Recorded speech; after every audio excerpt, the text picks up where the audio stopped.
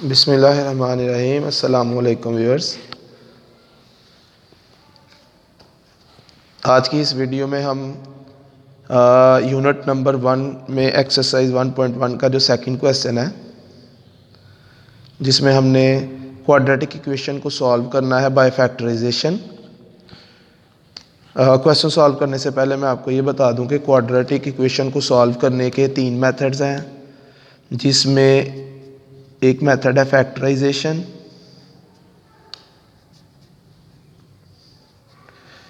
एक है completing square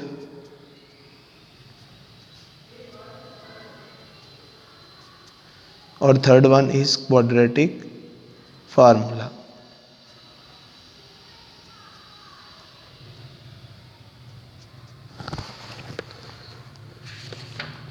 हम क्वाड्रेटिक इक्वेशन को सॉल्व करने के लिए तीनों में से कोई भी मेथड यूज़ कर सकते हैं, लेकिन अगर मेथड में क्वेश्चन में मेंशन हो तो फिर हम उसी मेथड को यूज़ करेंगे जो मेंशन है। जैसे कि इस क्वेश्चन में मेथड मेंशन है कि हमने फैक्टराइजेशन यूज़ करनी है इक्वेशन को सॉल्व करने के लिए। पहले थोड़ा सा फैक्टराइजेशन के बारे में आपको बताता हूँ, फिर हम क्वेश्चंस की तरफ चलते हैं। क्वाड्रेटिक इक्वेशन की स्टैंडर्ड फॉर्म जो है वो है ax² + bx + c = 0। बेसिकली हमने ये जो x वाली टर्म है, हमने इसको फैक्टर आउट करना होता है।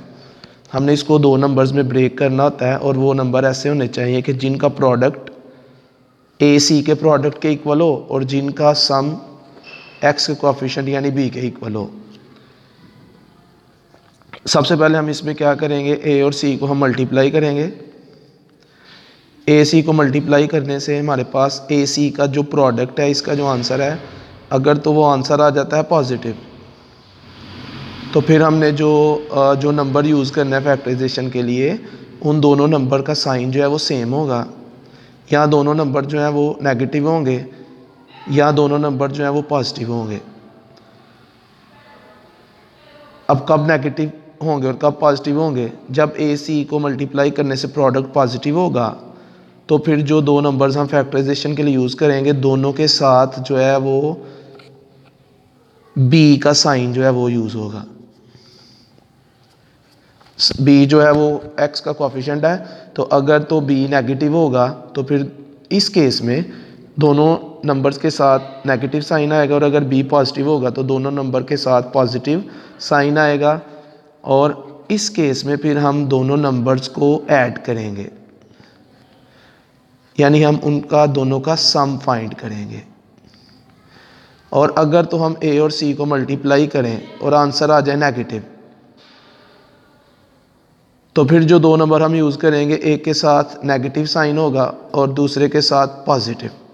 अब किसके साथ नेगेटिव होगा और किसके साथ पॉजिटिव होगा? जो दोनों में से ग्रेटर नंबर होगा उसके साथ b वाला साइन यूज़ करेंगे। अगर b पॉजिटिव होगा तो बड़े नंबर के साथ प्लस का साइन आएगा और छोटे नंबर के साथ माइनस का, और अगर b नेगेटिव होगा तो बड़े नंबर के साथ माइनस का साइन आएगा और छोटे नंबर के साथ प्लस का साइन आएगा। और इस केस में हम दोनों नंबर्स का डिफरेंस फाइंड करेंगे, यानी हम एक में से दूसरे को माइनस करेंगे। साइन ऑफ ग्रेटर या larger number and sign of b will be same। तो एक दफ़ा फिर मैं रिपीट करता हूँ। पहले हमने ए सी को मल्टीप्लाई करना है।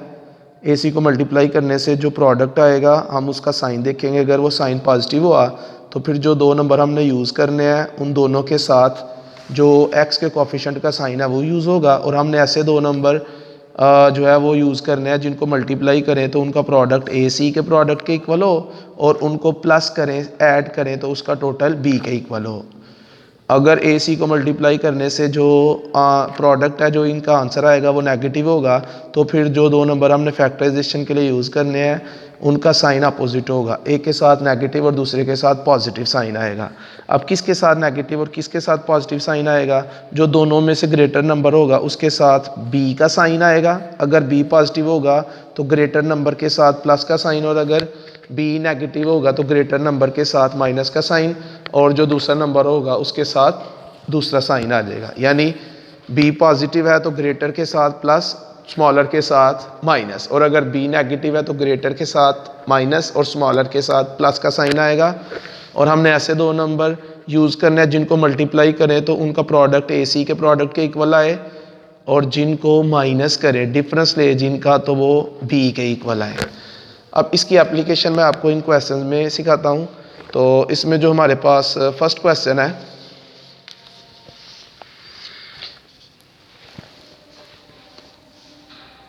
फर्स्ट पार्ट में हमारे पास जो इक्वेशन है x² minus x minus 20 is equal to 0।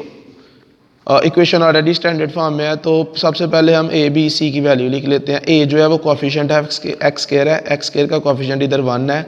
b जो है वो कोफिशिएंट ऑफ x है, तो इधर x का कोफिशिएंट -1 है, और c जो है वो कांस्टेंट टर्म है, तो इधर c जो है वो -20 है।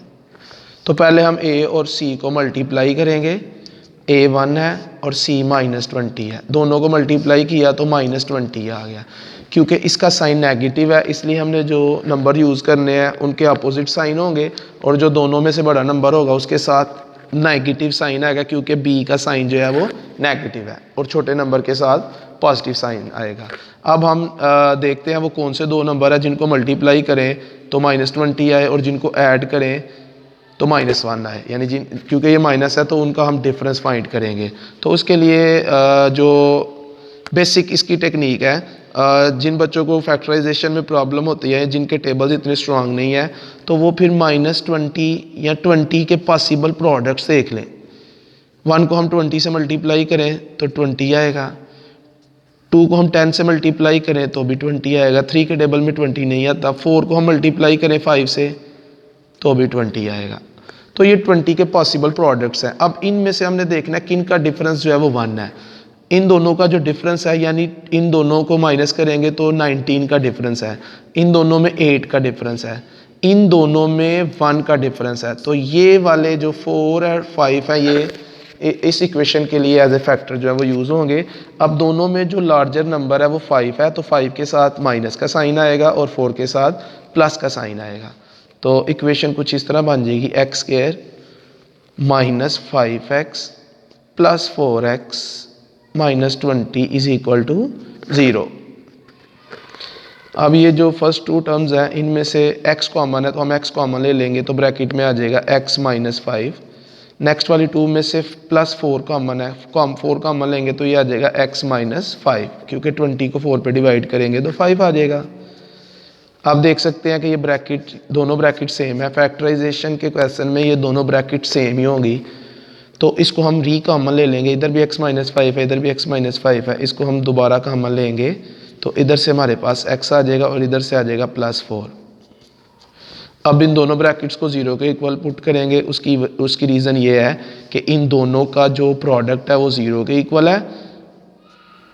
प्रोडक्ट उस वक्त का 0 के इक्वल होता है जब प्रोडक्ट में कम से कम एक नंबर जो है वो 0 हो। क्योंकि हमें इन दोनों ब्रैकेट्स की वैल्यू का नहीं पता, उसकी वजह यह है कि इनमें x है, इसलिए हमें इनकी वैल्यू का नहीं पता कि इनकी वैल्यू क्या है। तो इसलिए हम इसको लिखते हैं या तो फर्स्ट ब्रैकेट 0 है, यानी या तो फर्स्ट फैक्टर 0 है या सेकंड फैक्टर 0 है। दोनों में से कोई एक फैक्टर जो है वो 0 है, इसलिए हम दोनों ब्रैकेट्स को किसके इक्वल रखने हैं? 0 के इक्वल, क्योंकि हमें ये नहीं पता दोनों में से कौन सा फैक्टर 0 है।